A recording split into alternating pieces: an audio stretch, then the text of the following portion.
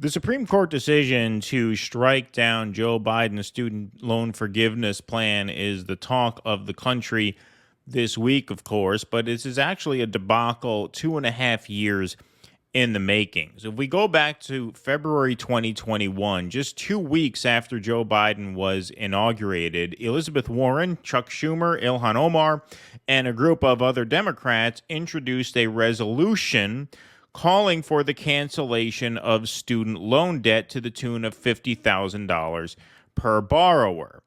The resolution pointed to the Higher Education Act of 1965, which, as they write, grants the Secretary the authority to modify, compromise, waive, or release any right, title, claim, lien, or demand, however acquired, including any equity or any right of redemption student loans.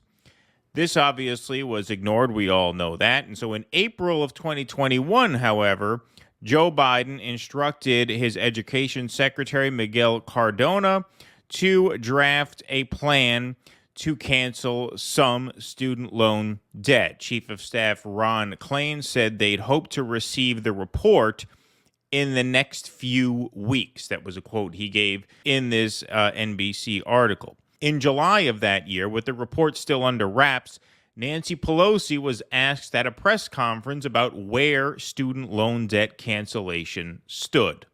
People think that the President of the United States has the power for debt forgiveness. He does not. He can postpone, he can delay, but he does not have that power. That has to be an act of Congress. Cut to November of that year. The report still hadn't been released to the public, and here we see a headline from Business Insider. Biden has been sitting on a student debt memo for over 6 months that could wipe out billions, but he won't reveal what it says. This from the article. Braxton Brewington, the press secretary for the Debt Collective, told Business Insider that though the public did not know the contents of the memo, the fact that it has existed for months but has not been released is a, quote, political decision. This is in line with how this administration has been moving politically along with student debt cancellation, which is dragging their feet in ways that do seem intentional, Brewington said. I think it's fair to say they've had the memo since April and that the White House saw them and made a political decision to not release it to the public or to not act on it. Later in the article, Brewington said that while Biden might be waiting to cancel student debt broadly before the midterm elections next year to help Democrats win, Biden still knows the results of the memo and, quote, economically and morally, people need relief now. The right time to do this was Inauguration Day, Brewington said. This is incredibly urgent and even more urgent since payments are slated to be turned on in February, which will be a disaster and which will devastate people who are already in economically precarious places right now due to COVID-19. Of course, Biden, consistent with Brewington's theory that he was waiting till campaign season to make his big move on this issue, extended the debt repayment pause, and then in August 2022, almost a year after that article came out, 10 weeks before the midterms, Biden announced a plan to forgive $10,000 to $20,000 worth of student loan debt per borrower who made less than $125,000 a year. He implemented this via executive order invoking not the Higher Education Act of 1965, but the HEROES Act of 2003, which grants the president debt forgiveness powers under national emergency circumstances. This action was very popular with young voters who did reward Democrats at the polls in November.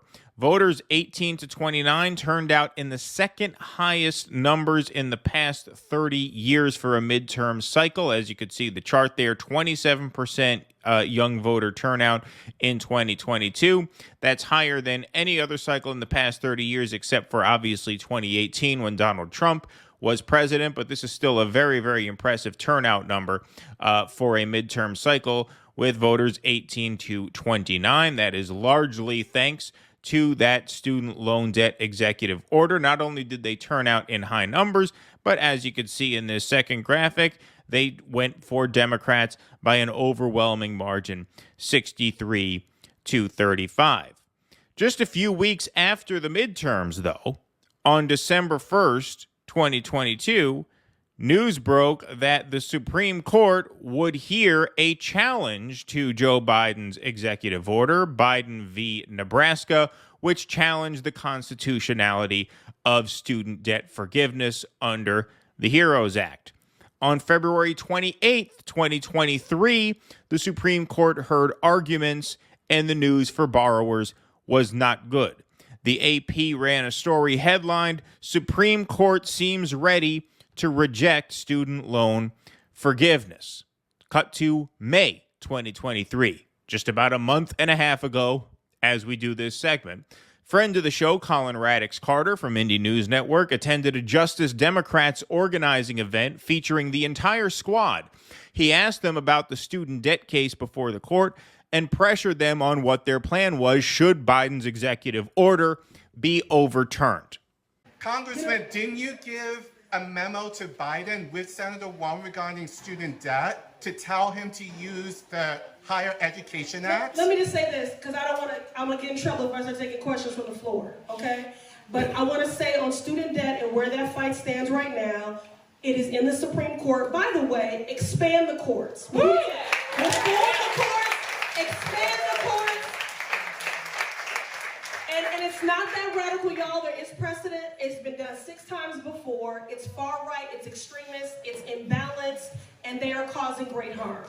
That is where the student debt issue is right now. But that being said, we're all organizers, and no organizer goes into a fight without a contingency plan. We have them, but I'm not ready to see defeat here because the legal case is sound. The legal case is sound. Of course, despite Ayanna Pressley's insistence that the legal case was sound, the court just this Friday struck down Biden's executive order canceling student loan debt in a 6-3 decision. Ironically, but not altogether surprisingly, of course, quoted in the majority opinion was Nancy Pelosi's aforementioned insistence that the president did not have the authority to cancel student loan debt. People think that the President of the United States has the power for debt forgiveness. He does not. There her words are, in quotes, cited by Chief Justice John Roberts himself in his majority opinion, canceling the student loan forgiveness. Now, in response to the ruling, Biden held a press conference Friday afternoon in which he announced his new plan of action on student loan forgiveness, in which he will invoke the Higher Education Act of 1965, as originally advised more than 2 years ago. I'm announcing today a new path consistent with today's ruling to provide student debt relief to as many borrowers as possible, as quickly as possible. We will ground this new approach in a different law than my original plan, the so-called Higher Education Act. That will allow Secretary Cardona, who's with me today, to compromise, waive, or release loans under certain circumstances. This new path is legally sound. It's going to take longer, but in my view, it's the best path that remains to providing for as many borrowers as possible.